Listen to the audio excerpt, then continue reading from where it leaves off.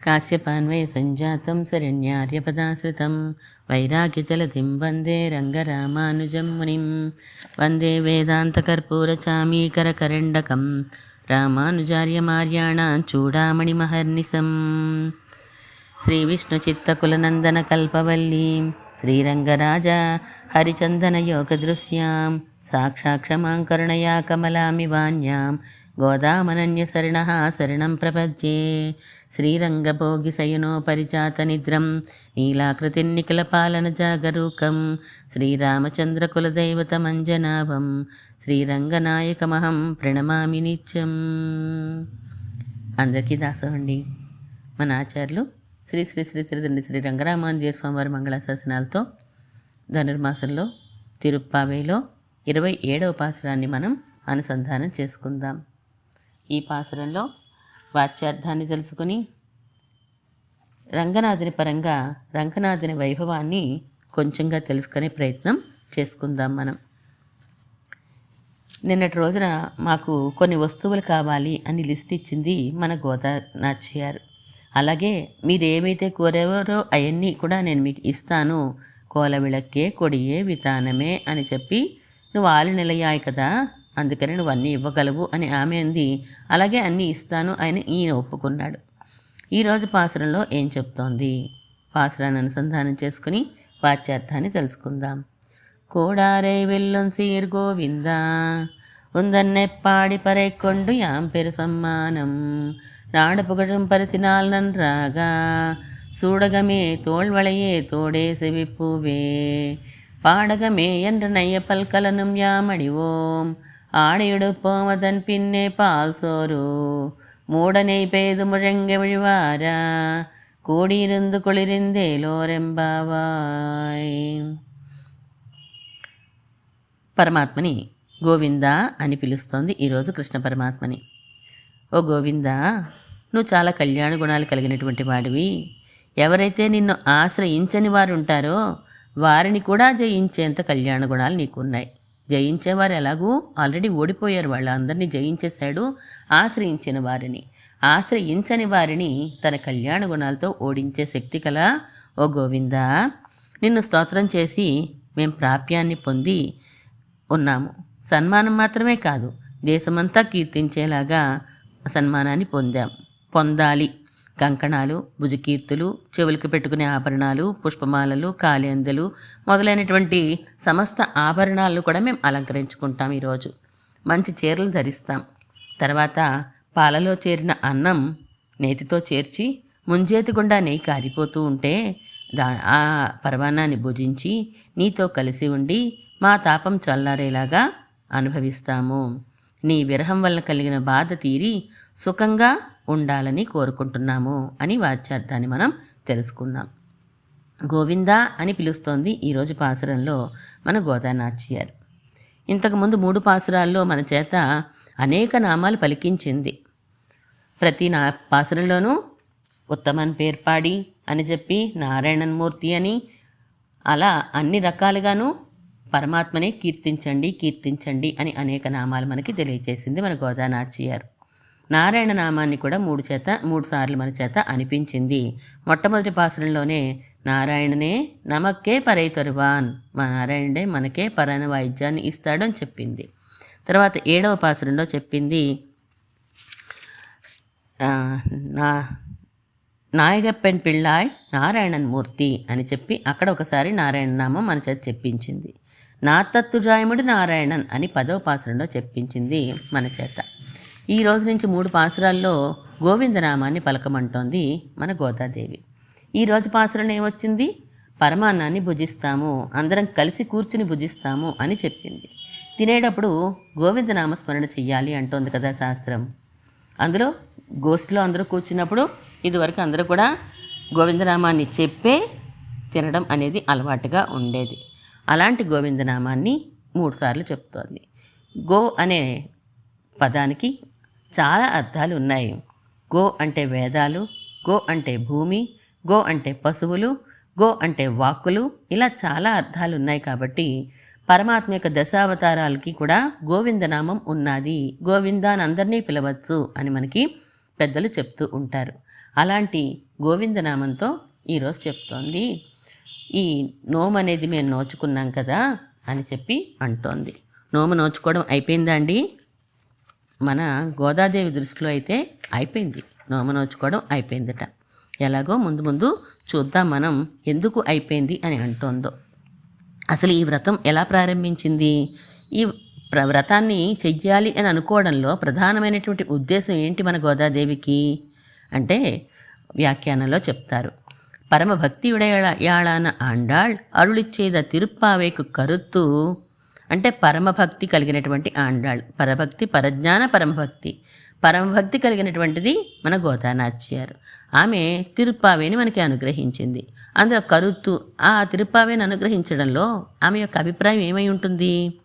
మార్గజి నీరాడ ఎన్నం ఒరు వ్యాజత్తై కొండు మార్గజి స్నానమండి అనే ఒక కారణాన్ని పెట్టుకుందట, ఒక నెపాన్ని పెట్టుకుంది. దాంతో నోంబు ఎన్నొరు వ్యాజత్తాలే ఈ నోమను వస్తున్నామండి, మేము మార్గజి స్నానం చేస్తామండి అని ఒక నోము అనే పేరు పెట్టుకుంది ఈమె. ఎంబెరుమాన్ పక్కలే సెన్ను కానీ ఒక వ్యాజం అంతే అదంతా. మేము మార్గజి స్నానం అనేది కానీ లేదా ఒక నోము అనేది కానీ కేవలం వ్యాజం అంతే. మరి అసలైన ఉద్దేశం ఏంటండి? ఎంబెరుమాన్ పక్కలే సెన్ను పరమాత్మ దగ్గరికే చేరుకోవాలి. ఉనకు శేషమా ఇరుక్కిర ఇంద ఆత్మ అనర్థపడాద పడి పండి ఇతుక్కు స్వరూపమాన కైంకర్యత్తయ్యం కొడుతూ ఆయన దగ్గరికి చేరి, స్వామి నీకే శేషమయ్యి నీకే చెందినదే ఈ ఆత్మ పదార్థం కదా, ఈ ఆత్మ అనర్థపడిపోకుండా దీన్ని ఏం చేస్తావంటే నువ్వు నీ కైంకర్యంలో వినియోగించుకో. ఈ కైంకర్యం పరమాత్మ కైంకర్యం అనేది ఆత్మకి సహజమైనటువంటి స్వరూపం కదా, అలా నీ కైంకర్యాన్ని ఇవ్వి. అదుతాను యావదాత్మభావి యాంబడి పండి అరుళవేణం. ఏదో 1 సంవత్సరం ఇస్తావా 2 సంవత్సరాలు ఇస్తావా కాదు. ఈ ఆత్మ ఏ కాలం వరకు ఉంటుందో ఆ ఆత్మ ఉన్నంత కాలం వరకు కూడా నీ కైంకర్యంలోని స్థిరంగా ఉండేలా చూడు. ఇది ఆండాళ్ యొక్క ఉద్దేశ్యం ఈ తిరుప్పావే ప్రబంధంలో అని అంటారు వ్యాఖ్యానంలో. అంటే మార్గజి స్నానం అన్నది పరై అన్నది ఏంటండి అంటే మార్గజి స్నానము అంటే పరమాత్మ కళ్యాణ గుణాల్లో స్నానం చేయడం అని అనుకున్నాము, మూలిగి తేరడం అని అనుకున్నాము. అలాగే ఇంకొకటి పరై అనే వాయిద్యం. పరై అంటే భగవత్ కైంకర్యం కావాలి స్వామి. ఆ కైంకర్యము స్థిరంగా ఉండాలి. ఆత్మ ఉన్నంతకాలం స్థిరంగా ఉండాలి తప్ప ఏదో కొంతకాలానికే కాదు అని మార్గజి స్నానం అనే ఒక మిష పెట్టుకుంది. దానికి ఒక నోమనే కల్పించుకుంది, వ్రతాన్నంతా కల్పించుకొని ఇలా చెప్తోంది. ఆత్మ ఉన్నంతకాలము కూడా ఓ స్వామి మమ్మల్ని అనుగ్రహించవలసింది అనే విషయాన్ని ఈ తిరుప్పావే ప్రబంధంలో చెప్పాలి అని అనుకుంటోంది. అందులో భాగంగానే నామానుసంధానం చెయ్యండి అని మనందరి చేత చేయించడమే కాకుండా ఈ పరమాత్మకే చెందినది ఈ ఆత్మ అని మనకి తెలియచేస్తోంది. అవకాశం దొరికినప్పుడల్లా చెప్తోంది. ఇంకా పరమాత్మ యొక్క కళ్యాణ గుణాల్ని కీర్తించడమే మన పనిగా చెప్పింది కదా. ఇప్పటి వరకు మనం నోము అంటూ ఏం చేసామండి? స్నానం చేశామా? చేస్తూనే ఉన్నాను రోజు కూడా. ఎందులో? పరమాత్మ కళ్యాణ గుణాలు అనే వాటిలో స్నానం చేస్తూనే ఉన్నాము. ఇదే మన స్నానవ్రతం కదా దీనికి పేరు. పరమాత్మ యొక్క కళ్యాణ గుణాల్లో స్నానం చేస్తూ ఉండడమే, అందులో తడిచి ముద్దబడమే మన ఆండాళ్ తల్లి యొక్క తిరుప్పావే వ్రతం. 27 రోజుల నుంచి కూడా మనము ఏదో విధంగా కోవెలకు వెళ్తే లేదా ప్రవచనాలు వింటూ లేదా గోష్ఠిగా మనం కూర్చుని అనుభవించుకున్నా ఏం చేసినప్పటికీ ఏం జరుగుతోంది? పరమాత్మ యొక్క కళ్యాణ గుణ అనుభవమే జరుగుతోంది. అదే కదా నోమంటేని. అయిపోయింది మా నోము. ఫస్ట్ రోజు పాసురలో ఏం చెప్పింది ఆమె? నారాయణనే నమక్కే పరై తరువాన్ అని చెప్పి నీరాడ పోదుమినో అంది. మీరెవరైనా వస్తారా? స్నానం చేయాలని అనుకుంటున్నారా? మార్గజి నీరాడ పోదువీర్ అని అనుకోండి. మార్గజి స్నానం చేయాలని అనుకుంటున్నారా మీరు? అయితే రండి అని చెప్పి పిలిచింది. ఈ పాసురలో దానికి సమాధానం చెప్తుంది. విరజా స్నానం కావాలి మాకు అని అడగబోతోంది మన గోదానాచియారు. ఓకే సరే, ఇప్పటివరకు మనం ఏం చేసాం? కళ్యాణ గుణాలనే అనుభవిస్తూ అందులోనే మునిగి తేలాం మనం. రెండవ రోజు ఏం చెప్పింది? చెయ్యాదన చెయ్యోం అని చెప్పింది. అంటే కొన్ని చెయ్యొచ్చు కొన్ని చేయకూడదు, వాళ్ళ ఇష్టంతా మీకు ఇస్తాను నేను అని చెప్పింది గోదాదేవి. నెయ్యున్నోం పాలున్నోం మయ్యెట్టెడుదోం మలరెట్టు ముడియోం అంటూ మేము పాలు తాగవండి, నెయ్యి తాగవండి, పూలు పెట్టుకోవండి, అలంకరించుకోవండి అని చెప్పింది. మరి ఈరోజు పాసరంలో మాకు అన్నీ కావాలి, నువ్వు రకరకాల ఆభరణాలు ఇవ్వాల్సిందే అని అడుగుతోంది ఈరోజు. ఇంతకుముందు వ్రతంలో ఉన్నాం కాబట్టి వద్దు అని అన్నారు. ఈరోజు మాకు అన్నీ కావాలి అంటున్నారంటే వ్రతం నోచుకోవడం అయిపోయింది మాట, వ్రతం పూర్తయిపోయింది మాట. మరి ఏం చేస్తే వ్రతం అయిపోయింది? మరి వ్రతం చేస్తున్నట్టు ఎక్కడా కనిపించలేదే. నిన్న కూడా ఏమంది? మాకు వ్రతానికి పరికరాలు కావాలి అంది. ఈరోజు పాసరంలో వ్రతం అయిపోయింది అంటోంది. అంటే ఆమె కోరుకున్నది ఫిజికల్గా ఉండే స్నానమో, ఫిజికల్గా ఉండే వ్రతమో కాదు. ఆమె అంతా మానసికంగా పరమాత్మ మీద ప్రేమ, పరమాత్మ మీద భక్తి, పరమాత్మ నామానుసంధానం. ఇదే తిరుప్పావే వ్రతం అంటే అని మనకి చెప్తోంది. గొప్ప సన్మానం అడుగుతోంది. 27 రోజుల నుంచి కూడా మనం ఇదే ఫైనల్గా ఏం కోరుకోవాలో ఈరోజు పాసరులో మనకి చెప్తోంది. అంటే ఇంకా మరి 3 పాసురాలు ఉన్నాయి కదండి. ఉన్నాయి. 2 పాసురాల్లో కైంకర్య ప్రార్థన చెప్తుంది వివరంగా. ఆఖరి పాసురంలో ఫలశ్రుతిని చెప్తుంది. ఈ 30 పాసురాలు సేవించి తిరుప్పావే వ్రతానికి, తిరుప్పావే ప్రబంధానికి ఇది ఫలము అని మనకి సన్మానం ఫలశ్రుతిని చెప్తుంది. ఆ పాసురంలో సన్మానం పొందాలి, నీ చేతే అలంకరించబడాలి, మేమందరం కూడా నిత్యసౌరి గోష్ఠితో కలిసి నీ కళ్యాణ గుణాల్లో మేము ఓలలాడాలి అని శ్రీరంగనాథుని ప్రార్థిస్తోంది మన గోదాదేవి. కూడారై వెల్లుంసీర్ గోవిందా. కూడు ఆరే. ఎవరైతే పరమాత్మని చేరకుండా ఉంటారో, శత్రువులైనటువంటి వారు ఉంటారో, పరమాత్మ యొక్క ఉనికిని ఒప్పుకొని శత్రువులు ఎవరైతే ఉంటారో, పరమాత్మని ఆశ్రయించడానికి మనసు అంగీకరించిన శత్రువులు ఎవరైతే ఉంటారో వాళ్ళందరినీ కూడా వెల్లుం జయించేటువంటి సీర్ గోవింద, కళ్యాణ గుణాలు కలిగినటువంటి గోవిందుడు ఈయన అని గోదాదేవి చెప్తోంది. చాలామంది శత్రువులు ఉంటారు పరమాత్మని చేరుకోనివ్వకుండా. అంటే పరమాత్మని అంగీకరించిన వారందరూ కూడా పరమాత్మకి శత్రువులే కదా లెక్క. వేదాన్ని అంగీకరించకపోయినా పరమాత్మకే శత్రువులు, వేదాన్ని అంగీకరించి అపార్థాలు చెప్పినా పరమాత్మకే శత్రువులు. ఇలాంటి వారు చాలామందిని చూసాం మనం. కూడనేటువంటి వారిని అందరినీ తన సౌందర్యంతో కొంతమందిని లొంగ తీసుకున్నాడు. ధనుర్దాసుని అంతే కదండి, తన నేత్ర సౌందర్యం చూపించాడు. అప్పటి వరకు సుముఖంగా లేడు అంతే తప్ప, అలాంటి వారిని కూడా తన నేత్ర సౌందర్యంతో లొంగేలా చేసుకున్నారు. అంటే రంగనాథుడికి ఏదైనా అపాయం జరిగితే నేను ప్రాణాలతో ఉండను అనేంత ప్రేమను కలిగించేశాడు. ఆయన హృదయాన్ని గెలుచుకున్నాడు రంగనాథుడు. ఎప్పుడు బొడ్లో కత్తి పెట్టుకుని తిరిగేవారట. ఏ చిన్న ఆపద రంగనాథుడికి జరిగినా తిరువీధోత్సవంలో కానీ ఎప్పుడైనా కూడా నేను ప్రాణాలతో ఉండను అనేంత ప్రేమ వారిలో కలగజేశాడు. ఆయన మనసుని గెలుచుకున్నాడు శ్రీరంగనాథుడు. కొంతమందిని రామానుజుల వారు, పరాశర భట్టర్ వారు ఇలాంటి ఆచార్యుల ద్వారా జయింపచేశాడు స్వామి. కూడినవారు ఎలాగైతే చూడక్కర్లేదు, వాళ్ళందరూ రంగనాథుని ఆశ్రయించే ఉంటారు. జయించవలసింది కూడని వారినే కదా జయించాలి. యాదవ ప్రకాశుల్ని జయించారు మన భగవద్ రామానుజుల వారు. అలాగే యజ్ఞమూర్తిని ఓడించారు భగవద్ రామానుజుల వారు. పరాశర భట్టర్ వారి ద్వారా కూడా నంజీయర్ వారిని, వేదాంతి అంటామే, ఆయన్ని కూడా ఓడించి వచ్చారు. వీరందరూ కూడా అపార్థాలు చెప్తున్నటువంటి వారు, వేదాన్ని అంగీకరించిన నాస్తికులు, వీరందరినీ కూడా జయించేశాడు రంగనాథుడు. ఆచార్యుల ద్వారా జయించాడు. 33 చెప్పినట్టుగా 33 మంది ఆచార్యులు చెప్పుకున్నాం. అలా వారందరికీ కూడా మోక్షాన్ని ఇచ్చినటువంటి వాడు మన రంగనాథుడు. తన కళ్యాణ గుణాలతో లేదా తన రూపంతో ఏదో రకంగా మనల్ని ఆకట్టుకోవాలి అని చూస్తాడు. మనల్ని ఓడించాలి, తను జయించాలి, మన మనస్సుల్ని ఆయన జయించాలి అని అనుకుంటాడు రంగనాథుడు. అలాగే పరమాత్మని చేరకుండా అడ్డుకునేవి ఫిజికల్గా మన కంటికి కనిపించే శత్రువులే కాకుండా మన కంటికి కనిపించినటువంటి శత్రువులు కూడా ఉన్నారు. మనలోనే ఉన్నారు కదా, ఇంద్రియాలు అనే శత్రువులు మనలోనే ఉన్నాయి. ఎంతసేపు ఏముంటాయి ఇంద్రియాలన్నీ కూడా. ఏంటి గుంటూరు కారం సినిమా రిలీజ్ అయింది, ఇంకా వెళ్ళలేదా, నువ్వు చూడలేదా అని అంటూ ఉంటుంది. అసలు ఏమిచ్చాడో చూడు, రివ్యూ ఏమిచ్చాడో, ఎన్ని స్టార్ రేటింగ్ ఎంత ఇచ్చాడో చూసావా అని అంటూ ఉంటుంది. ఇంకా పక్కనే కొత్త రెస్టారెంట్ ఓపెన్ అయింది కదా, వాసనలు గుమగుమలాడిపోతున్నాయి, ఇంకా వెళ్ళలేదా నువ్వు దానికి అని అంటుంది ఇంకొక ఇంద్రియం. ఇలా ఇంద్రియాలన్నీ నలిపేస్తూ ఉంటాయి మనల్ని. ఆ నలిపేస్తున్నటువంటి ఇంద్రియాలకి ఆహారం ఏమి ఇవ్వాలి మనం? అంటే పరమాత్మ యొక్క సౌందర్యాన్ని ఎరగా వేస్తాట ఆయనే, లేదా ఆయన యొక్క కళ్యాణ గుణాల్ని ఎరగా వేస్తాట స్వామి. ఏదో విధంగా లొంగని వారందరినీ కూడా లొంగ తీసుకుంటాడు స్వామి. మన ఇంద్రియాలన్నీ కూడా ఎలా ఉంటాయి? పొయ్యి వண்ணం మన తక్కత్త పులనేందుం సెలవైతూ మెయ్యి వண்ணం నినైంద వర్గం మెయ్యి నిన్న విత్తగనై తిరుమంగ ఆళ్వార్లు అంటున్నారు పాసురంలో. ఈ ప్రకృతి అంతా కూడా అబద్ధం కదా. పొయ్యి అంటే అబద్ధం. సత్యమైందా? ఇది ఏమైనా ఎప్పుడూ ఉంటుందా? ఇది నిజమైందా? ఈ ప్రకృతిలో ఉండే విషయాలు అనుభవించడం మనకేమైనా నిజమైన సుఖమా? అది కానే కాదు కదా. ఈ ప్రాకృతమైన పదార్థాల మీదే ఉంటాయి మన ఇంద్రియాలన్నీ కూడా లగించి ఉంటాయి. అవే కావాలి కావాలి కావాలి అని ఉంటూ ఉంటాయి. వాటి మీద ప్రీతి పోవాలి, పరమాత్మ మీద ప్రీతి కలగాలి. మరి ఎలా వస్తుందండి?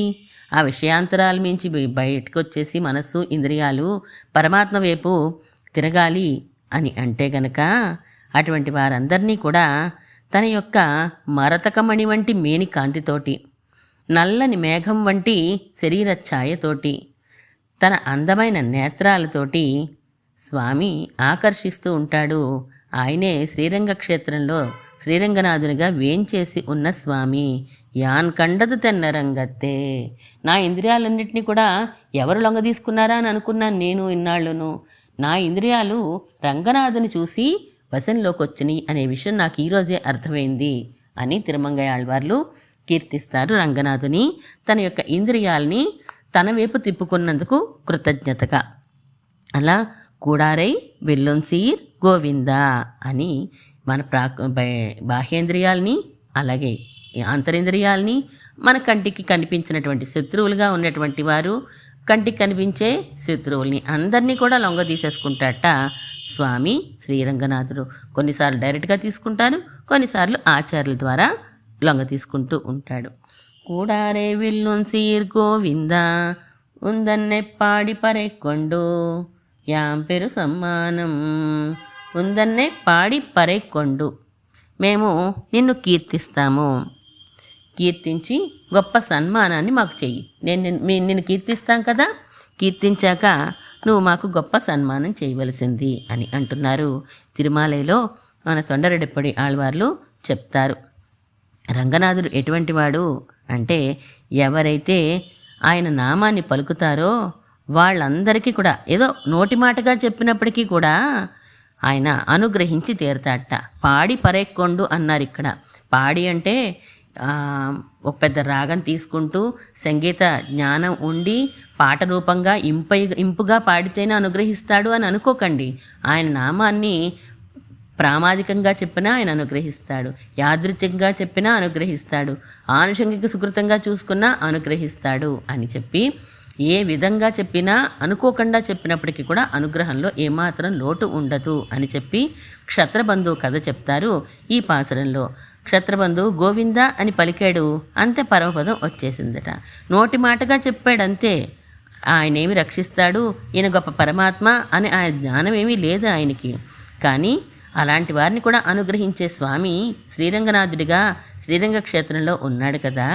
అయినా సరే ఆయన్ని ఆశ్రయించకుండా జన్మ పరంపరలో పడిపోతున్నారా మీరు అని రంగనాథుని ఒక్కసారి నామం అంటే చాలట, ఆయన తప్పకుండా రక్షించి తీరుతాడు అని అంటారు 4వ పాసురంలో. 5వ పాసురంలో కూడా అదే అంటారు. స్వామి నువ్వు అమృతంలా ఉన్నావు, చక్కగా ఉన్నావు, నువ్వు తులసిమాలను ధరించి ఉన్నావు. అలాంటి నిన్ను కీర్తిస్తే చాలు కదా, ఒక్కసారి నీ నామాన్ని చెప్తే చాలు కదా, నువ్వు తప్పకుండా రక్షించి తీరే స్వభావం కలిగినటువంటి వాడు. కానీ మేమందరం ఎలా ఉన్నాము? నోట్లోనే నాలుక ఉంది, 4 అక్షరాలు పలికే శక్తి నువ్వు ఇచ్చావు. నారాయణ, కేశవ, రామానుజ, గోవింద ఇలాంటివి ఏమైనా అనొచ్చు కదా. అనకుండా ఎన్ని కష్టాలైనా పడుతూ ఆ స్త్రీల వెంటే పడుతున్నాం మేము. లేదా ఎంతసేపు ఉండం సోరం అన్నట్టుగా ఏం తిందామా ఏం తాగుదామా అన్నట్టుగానే మేము తిరుగుతూ ఉన్నాము. సర్వ సులభుడైనటువంటి సర్వేశ్వరుడు శ్రీరంగ క్షేత్రంలో కంటికి కనిపించేలా ఉంటే తుజై మాలే మార్పన్ తమర్గళాయ్ పాడి ఆడి తొండు పూండముదమున్నా తుజుంబర్ సోరుగక్కుమారే అన్నారు. అంటే ఈ సోమరిపోతుల్లాగా ఇంకొక పని లేనట్లుగా ఎంతసేపు ఇంద్రియాల వైపే వెళ్ళిపోతున్నారు, ఇంద్రియ సుఖాల కోసమే వెళ్తున్నారు. ఆ సర్వేశ్వరుని ఆశ్రయిస్తే చాలు కదా శ్రీరంగనాథ, ఒక్కసారి నిన్ను నీ నామాన్ని తలిస్తే ఒకసారి నృత్యం చేసినా పోనీ దాంతో నువ్వు వాళ్ళకి మళ్ళీ జన్మ పరంపరలో పడవలసిన అవసరం ఉండదు కదా అని అంటారు తొండరెడిపడి ఆళ్వార్లు. మన గోదాదేవి కూడా నామానుసంధానం చెయ్యండి, అదే ఈ కలియుగంలో మీకు రక్ష, యజ్ఞాలు యాగాదులు చేసేక్కర్లా, ఉపవాసాలు చేసేయాల్సిన అవసరం లేదు, శరీరాన్ని కష్టపెట్టుకోనక్కర్లేదు అని 30 పాసురాల్లో కూడా నామానుసంధానమే చెప్పింది కదా. ఈ కలియుగంలో తరించాలంటే నామానుసంధానాన్ని మించింది లేదు అని చెప్తోంది. అలా మేము ఉందన్నే పాడి పరేక్కొండు, నిన్ను కీర్తించి పరనే పొందుదామని వచ్చాం మేము. యాం పెరు సమ్మానం, యాం పెరు సమ్మానం, యాం వందోం, మేము వచ్చాం, మేము నిన్ను కీర్తించడానికి వచ్చాం. ఎలాంటి మేము? పరపన్నులుగా ఉన్నటువంటి మేము. శ్రీరంగనాథ, నిన్నే పూర్తిగా విశ్వసించినటువంటి మేము. నువ్వు తప్ప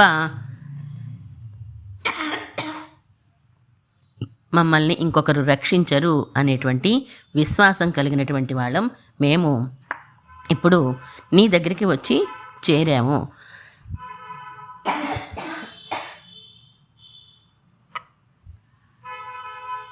ఇంకొక రక్షకుడు లేరు, ఎందుకంటే ఏది కోరకుండానే, మా వైపు నుండి ఏమీ కోరకుండానే రక్షించేటువంటి స్వభావం నీదై ఉంటే మేము నిన్ను కాక ఇంకొకరిని ఎలా ఆశ్రయిస్తాము అని చెప్పి అంటున్నారు. మనస వాచ కర్మణ మూడుట్లో కూడా నామానుసంధానం చేసేటప్పుడు 3 ఇంద్రియాలు పనిచేయాల్సిన అవసరం లేదు.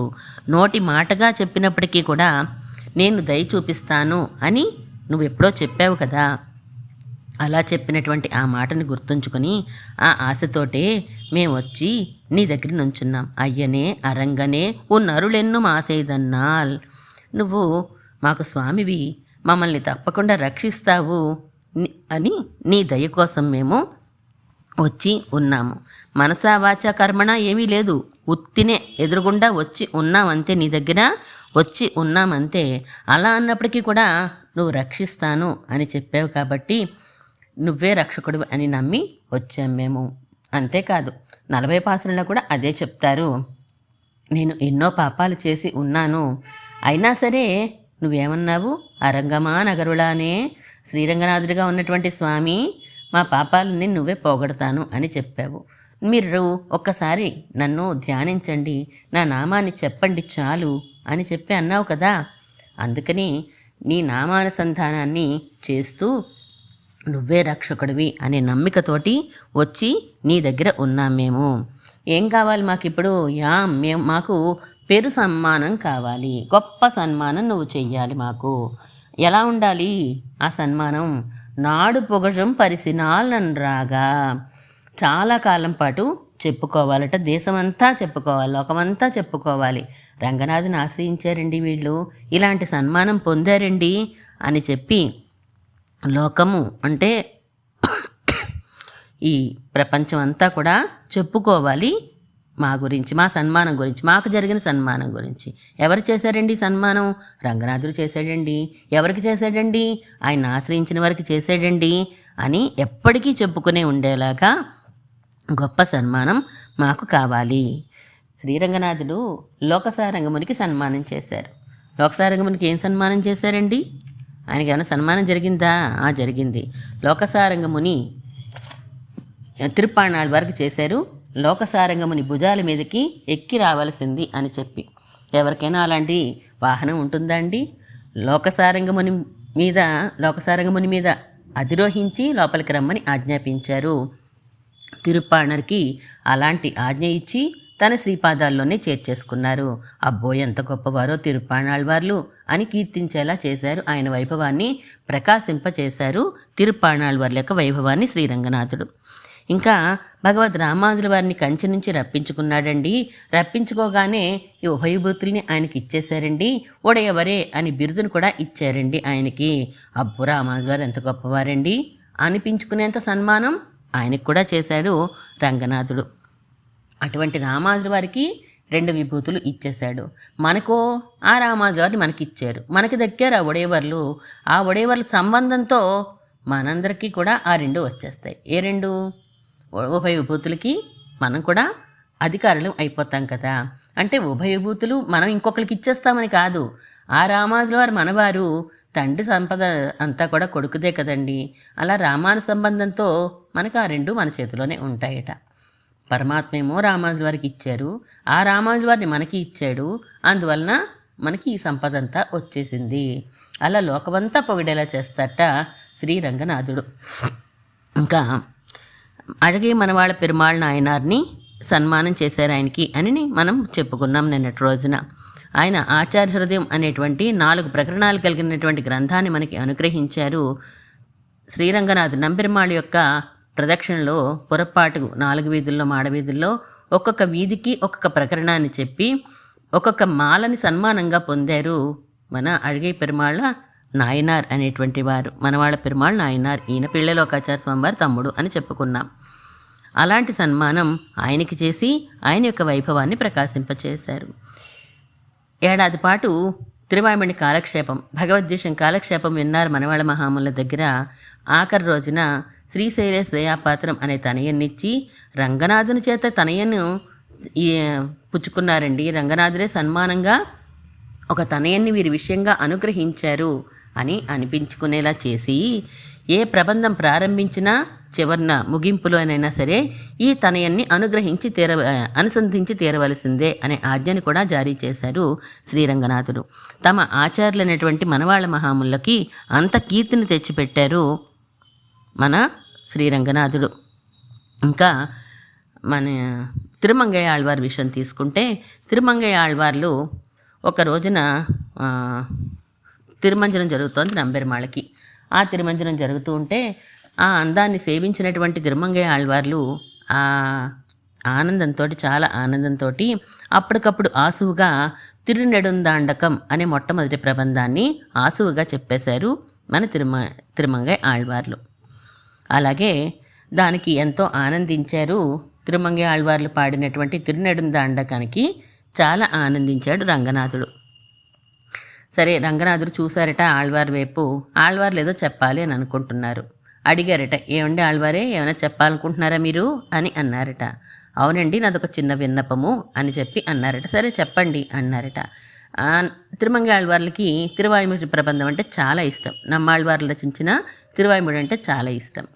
రంగనాథ, అందరం కూర్చుని నీకు ఆ తిరువాయిముడిని నీకు విన్నపిస్తే గనక నువ్వు దానిని సావకాశంగా వినాలి అని నా కోరిక అని చెప్పి ప్రార్థించారట. తిరుమంగయ్య ఆళ్వారు పరమాత్మని ప్రార్థించారు.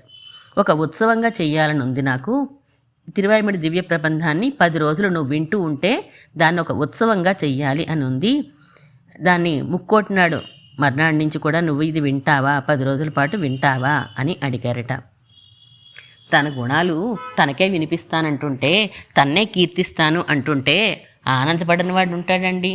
అందులోనూ తిరువాయిముడి అంటే ఆయనకు కూడా ఎంతో ఇష్టం కదా. పెరుమాళ్ళకు కూడా తిరువాయిముడి అంటే నమ్మాళ్వార్లు అంటే ఇష్టము, నమ్మాళ్వార్లు చెప్పిన తిరువాయిముడి అంటే చాలా ఇష్టము.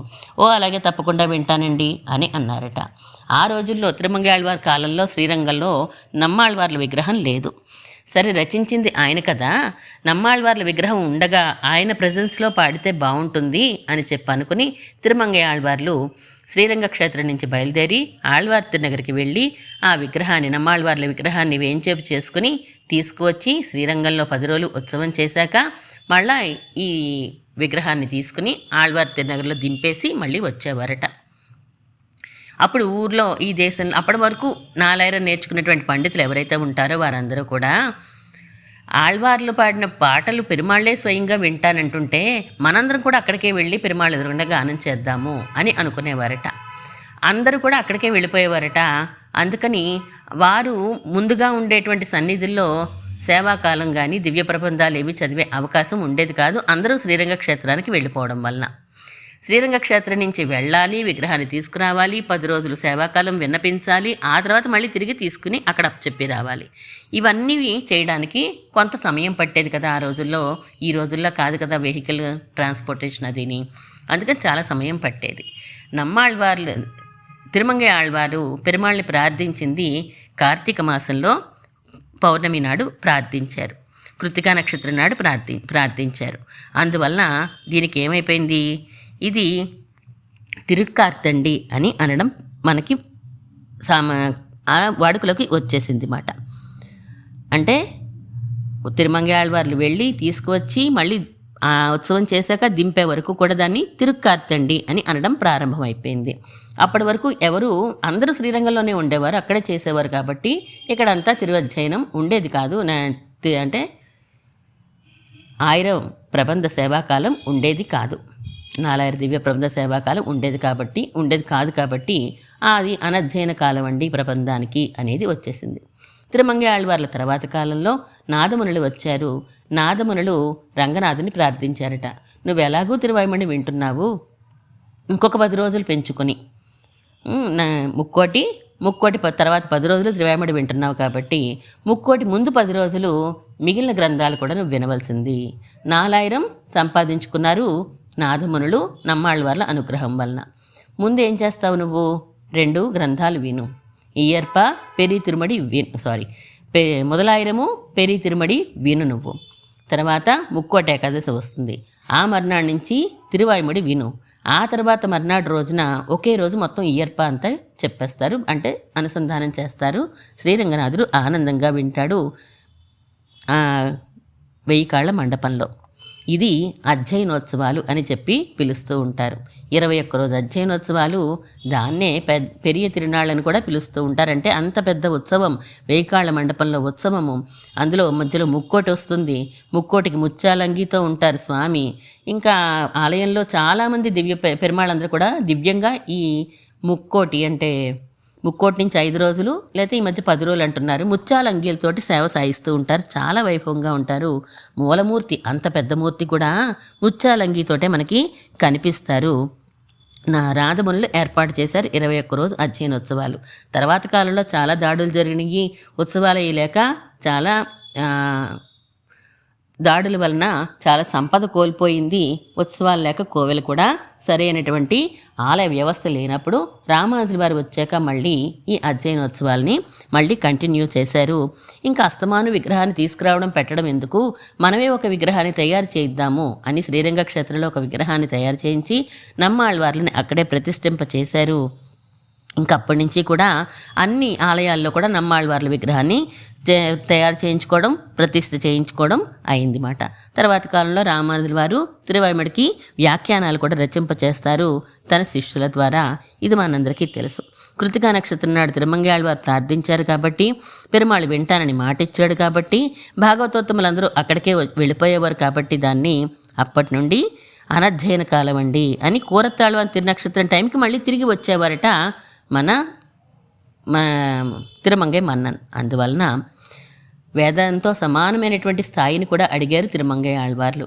మరి వేదానికి, సంస్కృత వేదంతో సమాన స్థాయి ద్రవిడ ప్రబంధానికి కూడా కావాలి అని అడిగారు. సంస్కృత వేదానికి అనధ్యయన కాలం అని ఉంటుంది, అమావాస్య నాడు లేదా పాడ్యమి నాడు అలా కొన్ని రోజులు చదవకూడదు అని ఉంటుంది. అందుకనే దీనికి కూడా ఇది అనధ్యయన కాలం అండి. తిరుమంగై ఆళ్వార్ తిరునక్షత్రం దగ్గర నుండి కూరత్తాళ్వాన్ తిరునక్షత్రం వరకు దీన్ని అనధ్యయన కాలము అని అన్నారు.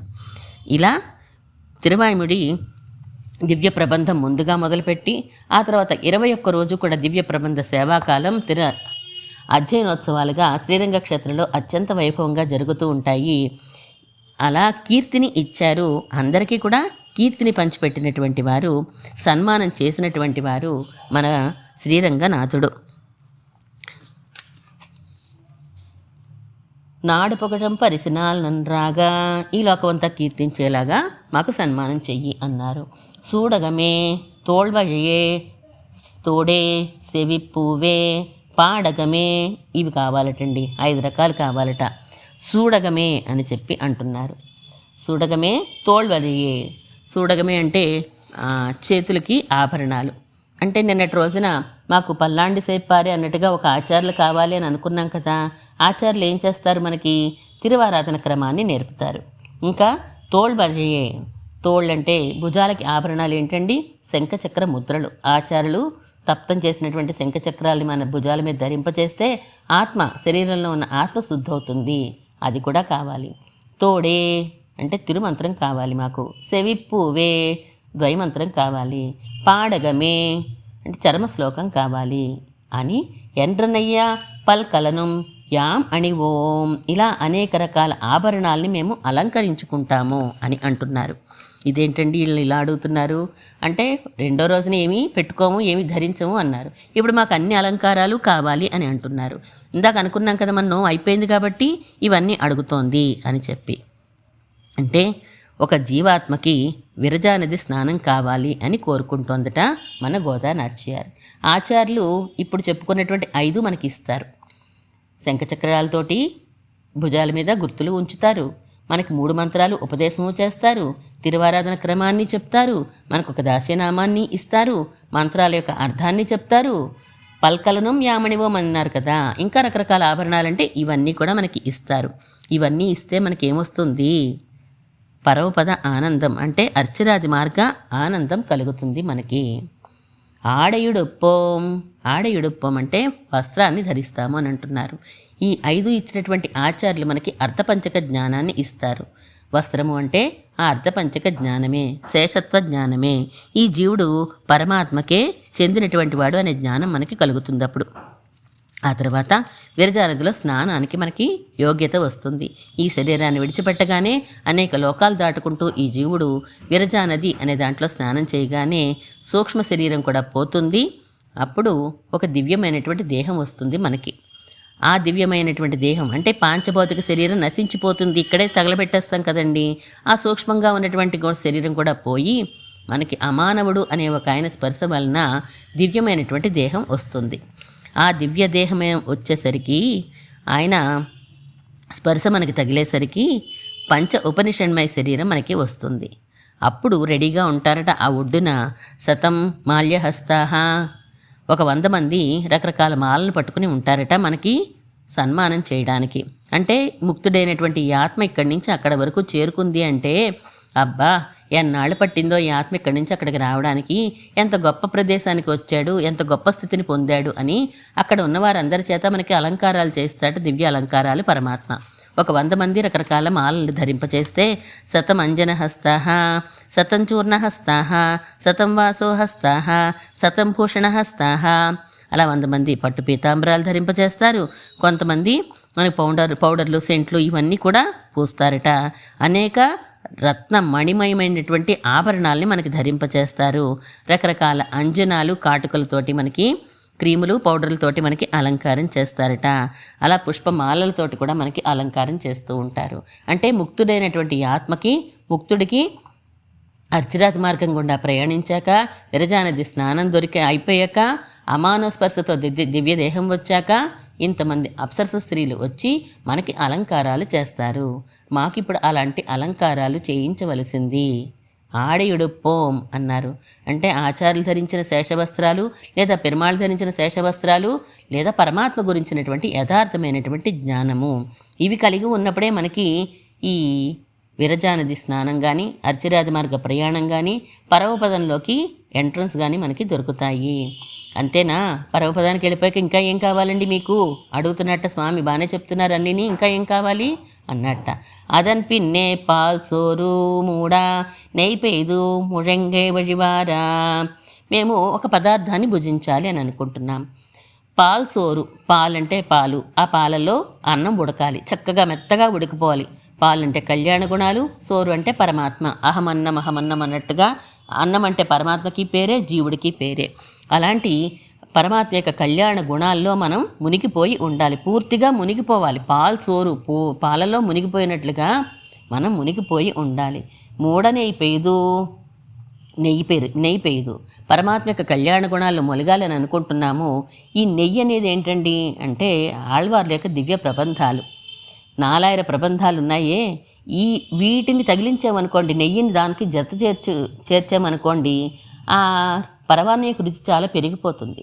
నెయ్యి ఎంత పరమాన్నమో అంత నెయ్యి పోసేస్తే దాని రుచి చాలా బాగుంటుంది కదా. ఆ నెయ్యి కారిపోతూ ఉండాలి, మోచేతులు వెంబడి కారిపోవాలి అంటోంది. అంటే ఆ ప్రేమ ఆగక, కళ్యాణ గుణ అనుభవం ఆగక మన మనసులోంచి బయటికి పొంగి ప్రవహించాలట ఆ ఆనందం అంతా కూడాను. ఎలా ఉండాలి? పాలనే కళ్యాణ గుణాల్లో ఈ జీవుడు లేదా పరమాత్మ అనేటువంటి వాడు తడిచిపోవాలి, ముద్దయిపోవాలి. దానికి దివ్య ప్రబంధాల్లో ఉండే కళ్యాణ గుణాలు మనం అనుసంధానం చేసామనుకోండి, ఇప్పుడు మోడనైపోయేదు అన్నట్టుగాను ఆ కళ్యాణ గుణాల్లో ఎలా ఉంటాయి దివ్య ప్రబంధాల్లో? చాలా చాలా చాలా అద్భుతంగా వర్ణించబడ్డాయి పరమాత్మ కళ్యాణ గుణాలన్నీ కూడాను. నెయ్యి ఏమవుతుంది, సూర్యరశ్మి సోకగానే నెయ్యి అంతా కూడా కరిగిపోతుంది. అసలు ఆగుతుందండి నెయ్యి? వెంటనే కరిగిపోతుంది సూర్యరశ్మి తగలగానే. అలాంటి విషయం మాకు ఇక్కడ కావాలి అంటే మోక్ష ఆనందాన్ని ఇక్కడ చెప్తున్నారు. అలాంటి నెయ్యి కరిగిపోయినట్లుగా మన హృదయాలన్నీ కరిగిపోవాలి పరమాత్మ యొక్క కళ్యాణ గుణాల్ని అనుభవిస్తూ ఉంటే. అది కూడా ఎలా అనుభవించాలి? కూడి ఇరుందు, అందరం కలిసి, నువ్వొక్కడివి విడిగా కాదు, మేమొక్కడం కాదు అనుభవించడం, నీతో కలిసి మేము అనుభవించాలి అని కోరుకుంటోంది. అది ముందు ముక్తుని యొక్క మోక్షానుభవ ఆనందం అంటే ఇది ఈ పాసురంలో చెప్తున్నారు. మనకి భాగవతంలో చెల్దులు ఆరగించే ఘట్టాన్ని సూచిస్తాడు కృష్ణ పరమాత్మ. ఈ పరమాత్మతో కలిసి అనుభవించడం అనే మోక్షానందాన్ని మనకి ఆ శ్లోకాల్లో చూపిస్తాడు, ఆ ఘట్టంలో మనకి చూపిస్తాడు. ఈ సంసార తాపం అంతా కూడా పోవాలి అంటే కనుక కూడి ఇరుందు కుళిరిందు. ఈ సంసారం అంటే భయం కూడా పోతుంది, ఈ సంసారం అంటే తాపం అంతా పోతుంది, హృదయాలన్నీ చల్లబడిపోతాయి. అప్పుడు ఇంకేముందండి? ఆనందమే ఆనందము. పరమాత్మ గురించిన ఆనందం లోపల ఇమడక బయటికి పొంగి ప్రవహిస్తోందా అన్నంత ఆనందాన్ని మనం పొందుతాం. మన సంప్రదాయంలో మోక్షం అంటే 4 రకాలుగా చెప్తూ ఉంటారు. సాలోక్యము, సామీప్యము, సారూప్యము, సాయుధ్యము అని చెప్పి. నాయకనాయనంద్ర పాసురంలో ఆ సామీప్యానికి వచ్చింది మన గోదా గోష్ఠి అంతా కూడాను. వందునిన్ పళ్ళి కట్టిల్ కీజే అని అన్నప్పుడు ఆ మంచం దాకా వచ్చారు గోష్ఠి అంతా కూడా. నిన్నటి రోజున సాల పెరుంపరయ్యే అన్నారు, ఇంకా పోలవన సెంగంగళ్ అన్నారు, పల్లాండి సేప్పారే అని అన్నారు. ఇలాంటివన్నీ నీలాంటి రూపం మాకు కావాలయ్యా అని అడిగింది, సారూప్యాన్ని కోరుకుంది. ఈరోజు పాసరంలో నీతో కలిసి కూడి ఇరుందు కుళ్ళిరిందు అంటోంది. నీతో కలిసి మేము భుజించాలి, ఆనందించాలి అని అంటోంది. అంటే సాయుధ్యాన్ని కోరుకుంటోంది మన గోదాదేవి అని అంటున్నారు. అంటే మనం ఏం కోరుకోవాలో మనకి చెప్తోంది. పరమాత్మ జీవుడు ఎలా ఉండాలో మనకి తెలియజేస్తోంది. బ్రహ్మానందాన్ని అనుభవించడం అనేదాన్ని ఈ పాసురంలో మనకి చెప్తోంది. ఏదైతే ఫస్ట్ పాసురంలో కోరుకుందో అది ఈ రోజుతో అయిపోయింది. ఇక ఫలశ్రుతి, ఆ తర్వాత 2 పాసురాలు కూడా కైంకర్య ప్రార్థన ఇంకొంచెం వివరంగా చేస్తుంది మన గోదానాచియారు. సంప్రదాయంలో ఉన్నది ఏంటండి? ప్రార్థిస్తే పెరవేణం, ప్రార్థించి పొందాలి. అదే ప్రార్థనే జరుగుతోంది మనకి 27 రోజుల నుంచి ఇదే జరుగుతోంది. ఇంకో 2 రోజులు కూడా ఈ ప్రార్థనే జరుగుతుంది. అలాంటి గొప్ప తిరుప్పావే ప్రబంధంలో 27వ పాసురాన్ని ఈరోజు మనం అనుసంధానం చేసుకోగలిగాం. కూడారే వెల్లుం సీర్ గోవిందా ఉందన్నే పాడి పరేకొండి ఆంపెరు సమ్మానం నాడుపొగటం పరిసినాల్ నన్రాగా சூடகமே தோள்வலையே தோடேசவி பூவே பாடகமே என்றனே பல்கலனும் யாமணிவோம் ஆடையுடுப்போமதன் பின்னே பால் சோறு மூடனே பேது முழங்க வழிவாரா கூடியிருந்து கொளிரிந்தேலோரெம்பாவாய். స్వచిష్టమాలికా బంధగంధ బంధురజిష్ణవే విష్ణుచిత్తతనూజాయై గోదాయై నిత్యమంగళం. శ్రీమన్మహాభూతపురే శ్రీమత్కేశవ యజ్వరః కాంతిమత్యాం ప్రసూతాయ యతిరాజాయ మంగళం.